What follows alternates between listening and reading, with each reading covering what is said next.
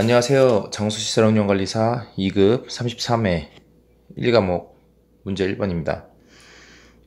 세척 방식에 관한 설명입니다.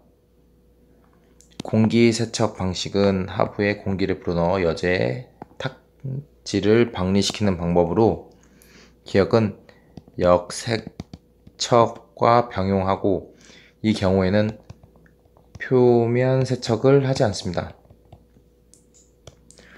문제 2번 슬러지 탈수성 관련된 문제입니다. 보면 슬러지에 뭐가 크게 영향을 미치는 인자는 주입량과 탁도의 비를 나타내는 ALTB이다. 그럼 기억은 요게 나오면 탈수성입니다. 탈수성.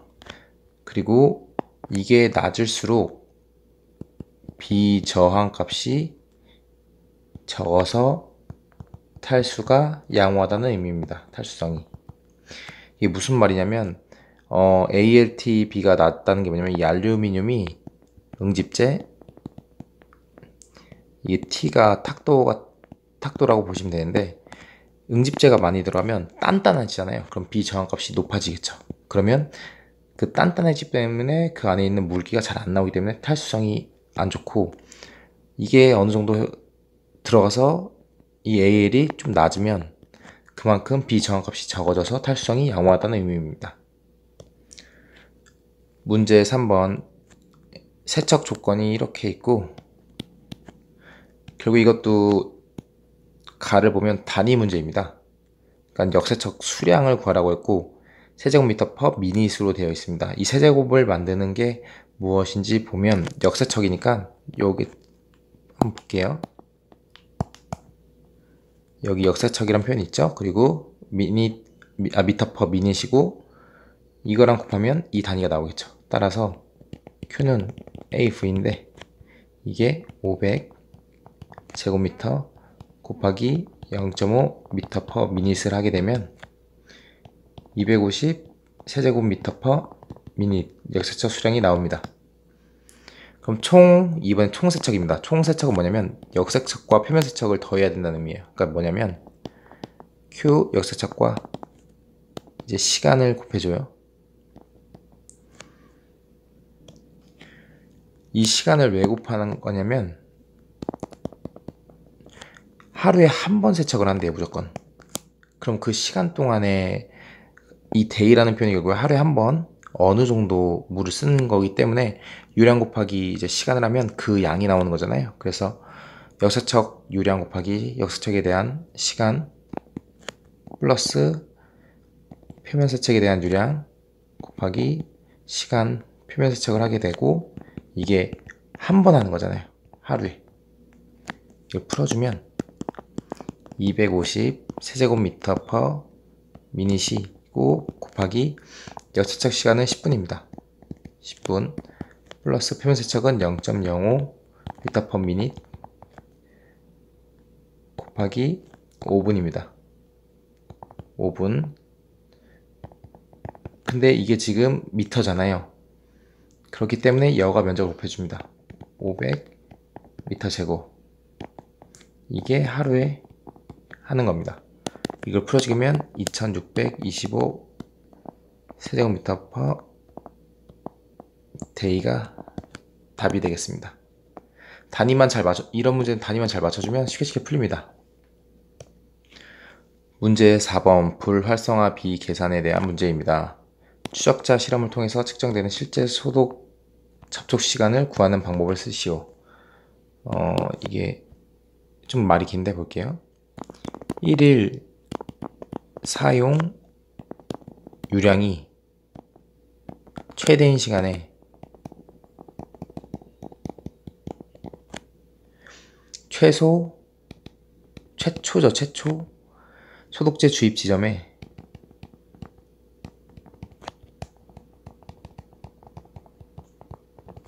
투입된 추적자 10%가 정수지 유출 지점 또는 불활성화 비의 값을 인정받는 지점으로 빠져나올 때까지의 시간.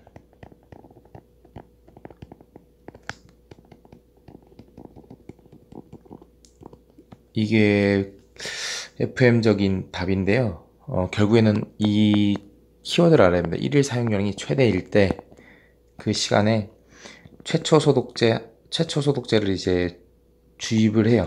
그리고 그 투입된 추적자 10%, 이 표현 중요합니다. 10%가 정수지 유출 지점 또는 불활성화 비의 값을 인정받는 지점, 빠져날 때까지 시간. 다 중요한 얘기 있네요. 읽다 보니까. 그럼 2번 보면 수리학적 체류 시간의 정의식과 소독제 접촉 시간을 구하는 식. 1번 같은 경우는 실제로 실험을 통해서 하는 시간이고, 두 번째는 이제 계산으로 하는 겁니다. 그래서 체류 시간의 식을 보면 시간당 최대 통과유량,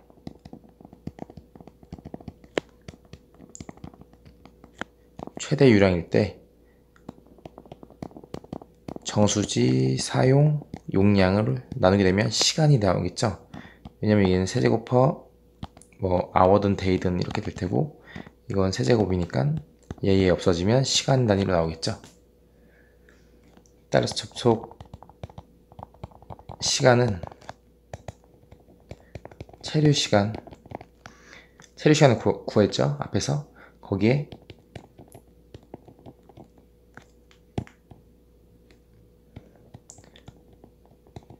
장폭비에 따른 환산계수로 곱해주면 됩니다. 요게 또 키워드입니다. 장폭비에 따른 환산계수. 3번 불활성화비의 기준과 그 기준 추적할 때 바이러스 지아디아 포낭의 제거율을 쓰시오. 그러니까 계산된 불활성화비,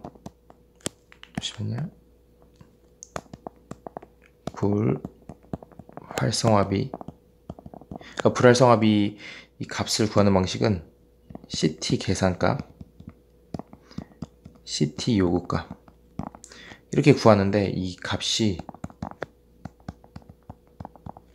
1.0 이상이면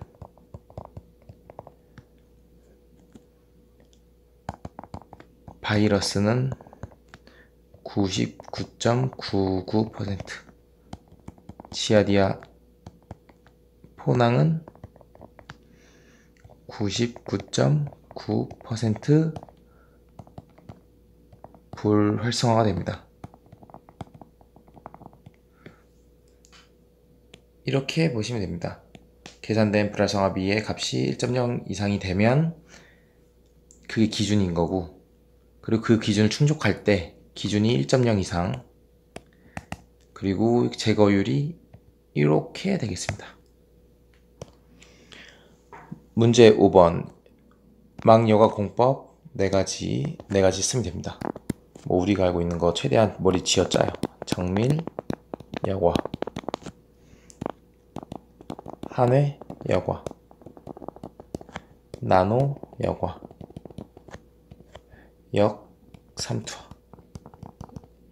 역삼투법이라고 쓸게요. 그러면 이렇게 4개가 되겠습니다. 그럼 2번 보면 공칭공경의 정의를 쓰시오. 얘는 이 정밀여과 때문에 있는 거예요. 그래서 정밀여과막의 공경을 직접 측정하는 것이 곤란하여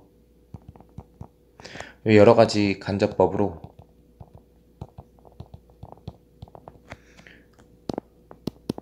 분리 성능을 마이크로미터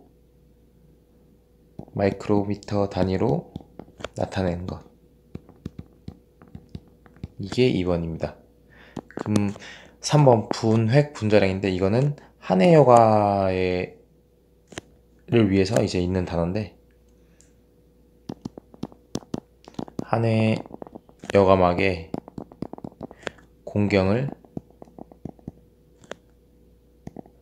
똑같아요. 위에랑 직접 측정하는 것이 곤란하여 간접적으로 측정하고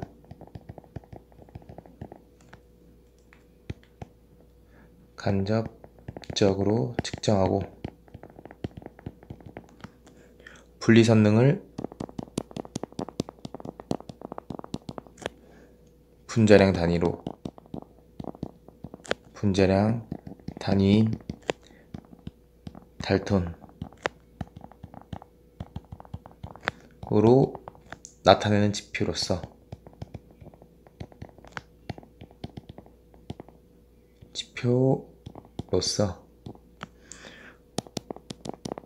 분자량을 알고 있는 물질의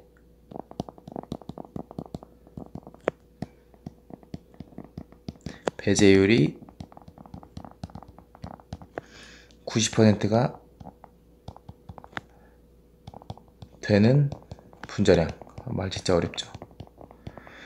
여튼 직접 측정하는 게 불가능하기 때문에 뭐 여러 가지 방법을 해서 정밀여과는 이제 마이크로미터 단위로 나타낸 거고, 한해여과는 분자량 단위 달톤으로 나타내서 분자량을 어떠한 알고 있는 그 물질을 이용해서 90%가 제거되는 그 분자량을 이제 분액 분자량이라고 합니다. 이거는 거기에 있더라고요. 법망여과 정수시설의 설치 기준에 있습니다. 그 말 그대로 가져온 거기 때문에 말이 좀 어렵게 쓰여져 있습니다. 문제 6번 고도산화법의 정의를 쓰시오. 고도산화법이란 주산화제로 OH 라디칼을 활용하여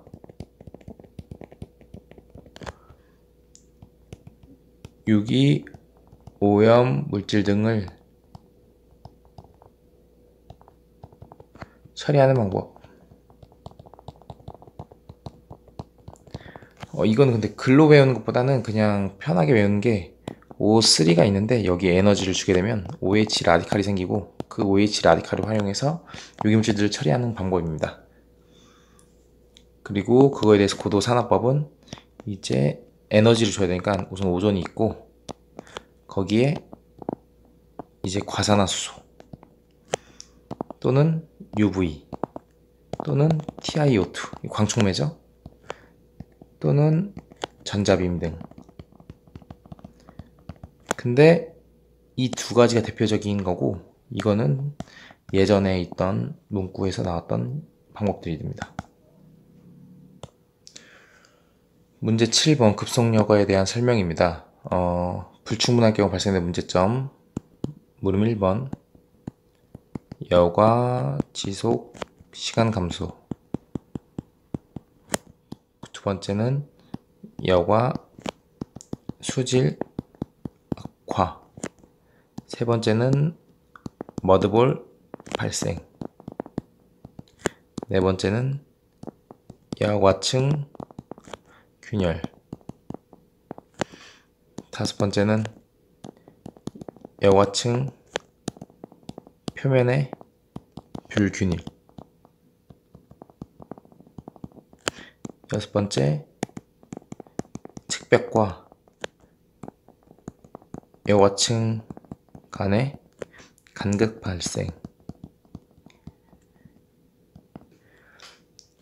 세척 효과가 안 좋기 때문에 당연한 얘기들을 쓰면 됩니다. 그 지속시간이 짧아지고 수질이 악화되는데 그 이유가 여과층이 균열되고 표면이 불균일하기 때문에 그리고 간극까지 발생하고 머드볼도 발생하니 수질이 악화될 수밖에 없다는 내용을 잘 쓰면 됩니다. 그리고 두 번째 물음, 균등 계수는 1.7 이하입니다. 강열 감량은 0.75%, 세척 탁도는 30 NTU, 마모율은 3%입니다. 이 외에도 여러 가지가 있는데 첫 번째로 유효경 0.45에서 1.1mm, 번째는 염산 가용률 3.5% 이하. 세 번째는 비중 2.55에서 2.65 범위. 네 번째는 최대경 2.0mm, 최소경 0.3mm. 왠지 여기서도 나올 것 같아요, 문제를. 이게 뭐 부득이 할 경우는 1% 미만까지 허용입니다. 그 물음 3번 성능평가 시 사용된 지표. 첫 번째, 여과수의 탁도를 봅니다. 두 번째, 여과 지속시간이 어떤지 봅니다. 세 번째, 역사적 수량에